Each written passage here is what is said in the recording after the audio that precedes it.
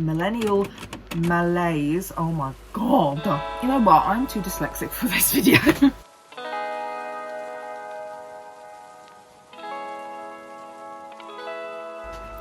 Hi pals. So this video I wanted to specifically talk about, recommend, be excited for books written by black writers.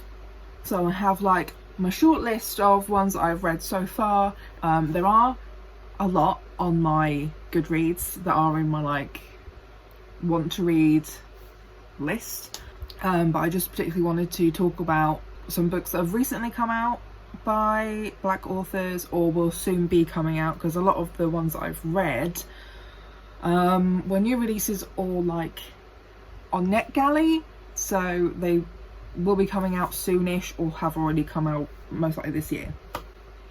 My first one is kind of always Actor Age Eve Brown, but I mean also I do want to continue reading Talia Hibbert's other books. I just found her writing of Actor Age Eve Brown to be so on point but light-hearted, fun, and just made me feel really validated as an autistic person. I've heard really great things about her other like Brown Sister Brown Sister books, so I definitely want to read those when I can. I have also heard that she's, you know, written absolutely loads of other romance novels that apparently are also really great, so keeping her in mind for if I ever decide to go down a romance book genre binge. The next one on my list, they're not in really any particular order, is No Gods, No Monsters by, oh my god, I don't have the No Gods, No Monsters by Cadwell Turnbull. So I have this on my recommended because I didn't get on with it, but that's fine, you know. I don't think there was anything particularly wrong with it. There was nothing that I thought was like bad that would prevent me from recommending it or telling people about it. It just seems to be a book that lands very heavily on like 50% of people fucking loved it and then 50% of people had no idea what was happening, and I was on that side. So I liked the sound of the plot. One October morning, Lena gets the news that her brother was shot and killed by Boston cops. But what looks like the case of police brutality soon reveals something much stranger. Monsters are real, and they want everyone to know it. As creatures from myth and legend come out of the shadows, seeking safety through visibility, their emergence sets off a chain of seemingly unrelated events. So like, it sounds like kind of like a supernatural werewolf spin on like a contemporary story, but it kind of just wasn't that. It's a multi-point of view book with so many different points of views that it's difficult to keep track of them all. There is such a broad variety of representation, but yeah, I was just very confused. But it is, I do recommend it in case there is someone out there who might enjoy it, you know. Next I have She Memes Well by Quinta Brunson. This is my dyslexia coming out. Yeah, Quinta Brunson. So this is the memoir of the He Got Money, I think, meme lady. From comedian Quinta Brunson comes a deeply personal and funny collection of essays featuring anecdotes about trying to make it when you're broke, overcoming self-doubt and depression, and how she's used humour to navigate her career in unusual directions. Quinta Brunson is a master of viral internet content without any traditional background in media. Her humorous videos were the first to break through on Instagram's platform, receiving millions of views. From there, Brunson's Riley observant point of view attracted the attention of BuzzFeed's motion picture development department, leading her to produce viral videos there about topics like interracial dating, millennial malaise, oh my god, and seeing your ex in public. I enjoyed most of the book. A couple of chapters I skipped because I just kind of found them a little bit boring. They were kind of more like listicle kind of articles rather than essays, but definitely enjoyable. I think it's a funny book to read, especially if you enjoy Quinta's work online. I then have Lot by Brian Washington, and he also has written another book. I think it's Memorial Day. So I picked up Lot because it was 99p as an ebook. So Lot was also kind of confusing in a similar way that No Gods, No Monsters was, but this is more of one person's point of view, but it does change. Stories of a young man finding his place among family and community in Houston from a powerful emerging American voice. In the city of Houston, a sprawling, diverse microcosm of America, the son of a black mother and a Latino father is coming of age. He's working at his family's restaurant, weathering his brother's blows, resenting his older sister's absence, and discovering he likes boys. There is a trigger and content warning for rape, sexual assault, particularly with a minor, and if I remember correctly, maybe police brutality, murder kind of things as well. I thought the writing was really interesting.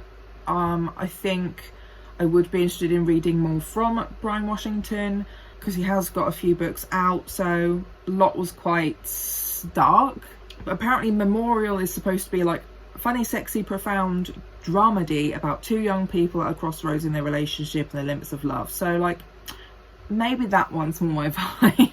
And as per, we have Dark Days by James Baldwin. It's a really short book of 3 of his essays.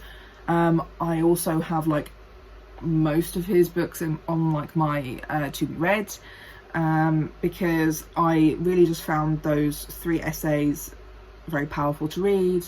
The way he talks about as well the intersections of being queer and black are very interesting. Yeah, because it's a different point of view to what I personally know, obviously, but as well talking about the period of time that he was alive in, which wasn't that long ago, and how it doesn't feel much different today. It's scary, it makes me sad, mad, and all of the above, just over it and done with the world. I love that Google knows exactly what I'm looking for. Then we have Ace of Spades by Farida Obike Umide. So I only really read the sneak peek, like first few chapters of this, but it is on my to be read. You know what, I'm too dyslexic for this video. An utterly compelling thriller with a shocking twist that delves deep into the heart of institutionalized racism from an exceptional new YA voice. Welcome to Niveus Private Academy, where money paves the hallways and the students are never less than perfect. Until now, because anonymous texter Aces is bringing 2 students' dark secrets to light. Talented musician Devon buries himself in rehearsals, but he can't escape the spotlight when his private photos go public. Head girl Chiamaka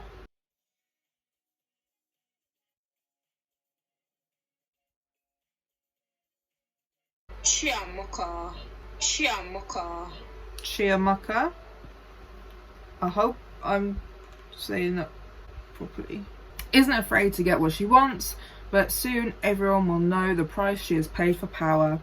Someone is out to get them both, someone who holds all the aces, and they're planning much more than a high school game.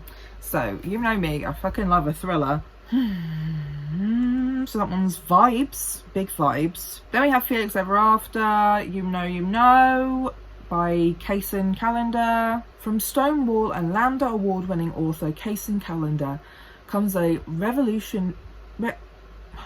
oh my god, who's writing these blurbs? I can't read.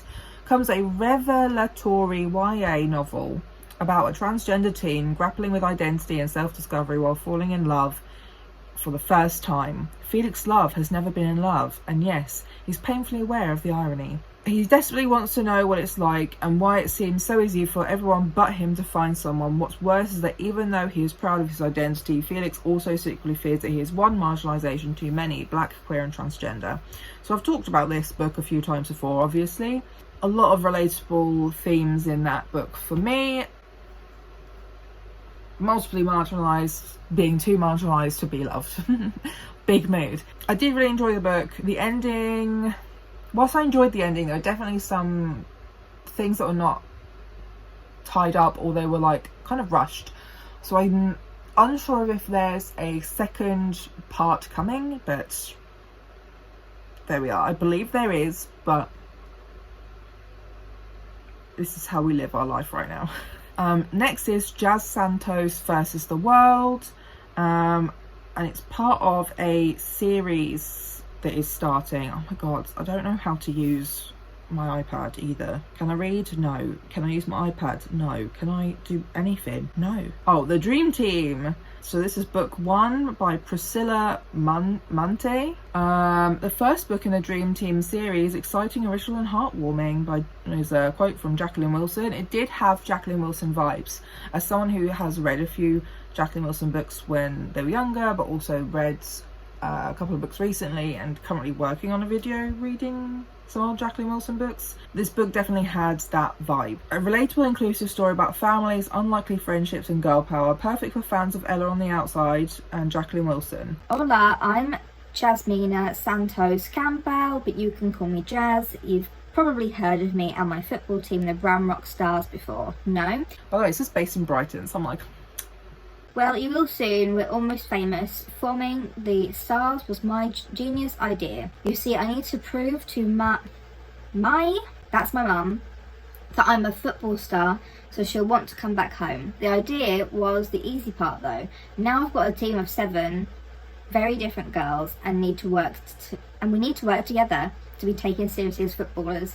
We are the dream team and we're going to show the world that girls can play football. Also, Jazz has very ADHD traits, but not yet been specified. I kind of hope it is later on, because if I'd read this book as a child, I would have related a lot to this character, a lot of the things that she does and thinks and the way she sort of like beats herself up are very relatable to my experience as a child, and a lot of it I've found are high indicators of having ADHD. So I do hope that, especially as the main character is black, I think that if it is diagnosed and labelled in the book, that will be amazing for not only just young girls in general, but especially young black girls, because we know who's always underdiagnosed. But that was a really fun book, definitely really enjoyed it, highly recommend, really great middle grade reading. The Passing Playbook, Isaac Fitzsimmons. So I really enjoyed this book, but I did find, because there is a character in there in the book who is closeted. Well, there's like multiple closeted characters, and it's kind of like, this is not just an issue I've had. Other people who have read this book have also felt this way. Oh, Jessie of Bow Ties and Books, there we go, said it really well in their video a little while ago. I think it was a video specifically on closeted characters. So I'll put a little shot here. I'll try to remember to also include the link in the description below, because I really recommend you watch this video, because yeah, it was definitely, it put words to a feeling that I'd been having as well about this particular plot, because I don't think I'd read any of the other books that were mentioned, but like, especially considering multiple characters are closeted at one point or another in this book, the way they treat one particular character doesn't sit right with me. And like, I know obviously this is about teenagers, and you know, teenagers are messy, sloppy, whatever. That's not my critique. My critique is just generally about how, like this video I'm talking about, how closeted queer people are treated in general, in media, in books, you know, like they should be stronger or something like that. And it's like, well, this character in particular did not have a safe enough home environment to come out. But anyway, this is the synopsis. Is that blurb? I don't know. In this feel-good LGBTQ plus romance about a trans teen torn between standing up for his rights and staying stealth, a sharply observant and vividly drawn debut. I loved every minute I spent in this story by Becky Albertalli. 15-year-old Spencer Harris is a proud nerd, an awesome big brother, and a messy in training. I don't know what that is. He's also transgender. After transitioning at his old school leads to a year of bullying, Spencer gets a fresh start at Oakley, the most liberal private school in Ohio. oh my god, why can't I speak? In Ohio. At Oakley, Spencer seems to have it all. More accepting classmates, a decent shot at starting a position on the boys' soccer team, great new friends, and maybe even something more than friendship with one of his teammates. The problem is, no one at Oakley knows Spencer is trans. He's passing, so when a discriminatory law forces Spencer's coach to bench him after he discovers the F on Spencer's birth certificate, Spencer has to make a choice. Cheer his team on from the sidelines or publicly fight for his right to play, even if it means coming out to everyone, including the guy he's falling for. Yeah, but besides that critique, I did really enjoy the rest of the story. I thought it was really fun. And I apparently have like a love for sports romance books, or like generally sports books, especially football, or like UK it's football. Oh my god, my back hurts. American soccer. Carrying on with that, Running with Lions, I'm going to quickly add in Now by Julian Winters. I also want to read other Julian Winters books. I read one of his short stories in Falls in Love. That was really great. But yeah, I also have How to Be Remy Cameron, The Summer of Everything, and Right Where I Left You, which is coming out next year, on my to-read list.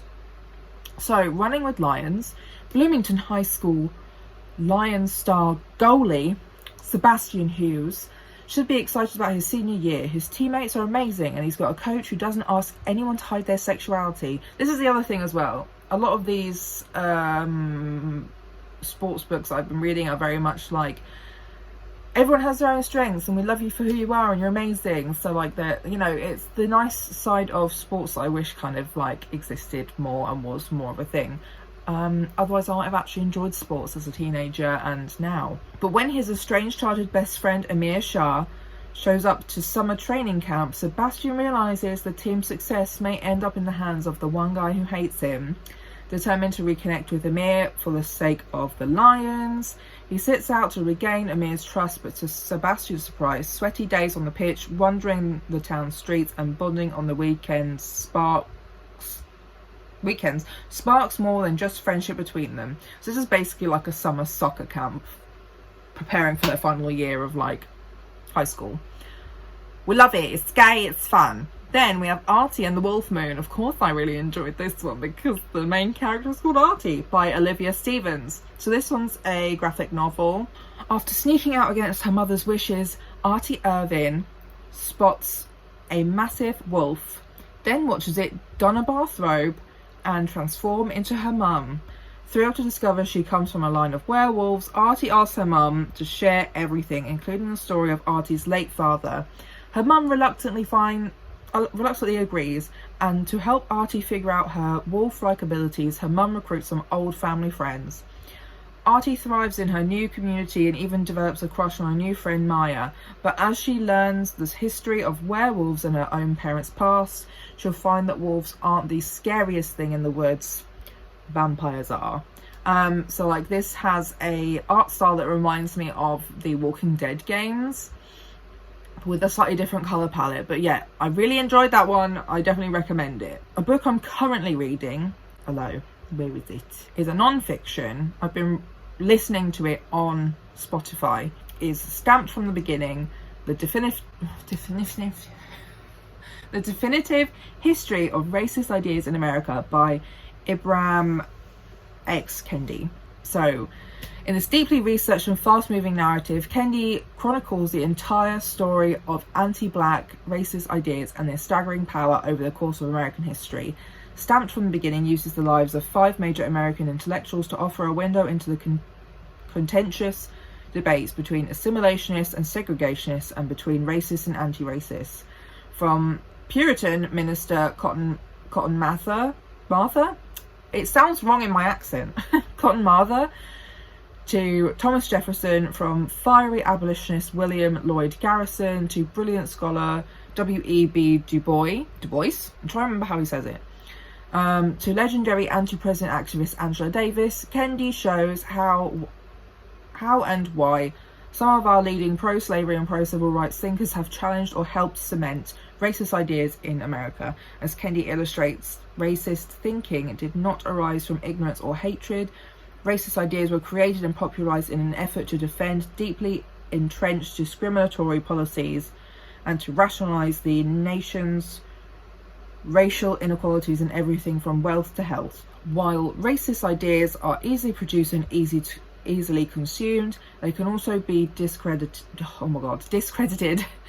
in shedding much needed light on the murky histories of racist ideas. Stamped from the beginning offers tools to expose them, and in the process reason to hope. Hello, sorry, my fucking iPad was just like paste. So I found this very interesting. I've kind of re-listened to a few chapters, sometimes by accident, but also sometimes I'm like, I wasn't listening or I didn't understand any of that. There are a lot of things that just I didn't know about. We don't really learn about American history in the UK, full stop. But it has been very eye-opening. It also is eye-opening to some British racist history too. And I think I'm just sort of getting to the part that also includes queer liberation and stuff as well. Facts, correlations, when certain people started to get more freedom, certain bad things were happening. And like, it makes sense, but when it's pointed out to you like that, it really hits, sorry for that being kind of the ending of that book recommendation list.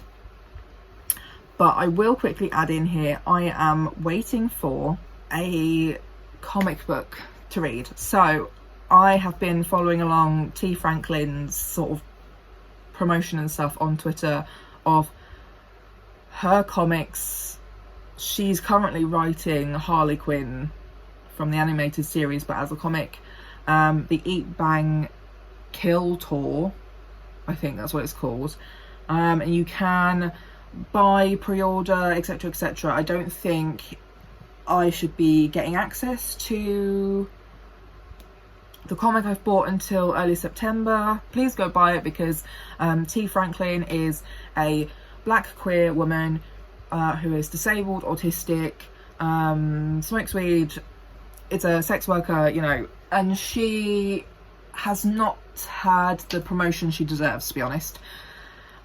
Also, the comics are pretty gay, because it's about Harlequin and Ivy, for the most part, by the looks of it. So you should buy it. You should pre-order it. You should buy it. I think there's obviously going to be a few comics. I don't know how many. I don't really understand how comics work, but I decided to buy it because I wanted to support this writer. I wanted to support black disabled queer woman, but also it looks like the kind of Harlequin that I could get on board with, right? Like, I enjoy the recent Harlequin film, so go check it out, order it, buy it, read it, review it, hype it up. It deserves it. But I hope you enjoyed this video. God, there are so many books that I would talk about more, but I'm literally over 30 minutes. I'm like, damn, okay, I should probably stop. If you enjoyed this video, leave a like, comment down below any books that you think I should check out, or if there are any books that I've mentioned that you've read, let me know what you think of them. Subscribe to the channel. I talk about books, gay shit, trans shit, being disabled, and the intersections of those things. I need to lay down, maybe go eat some food. Fucking knackered, mate. And I'll see you next week. What is this? Bye.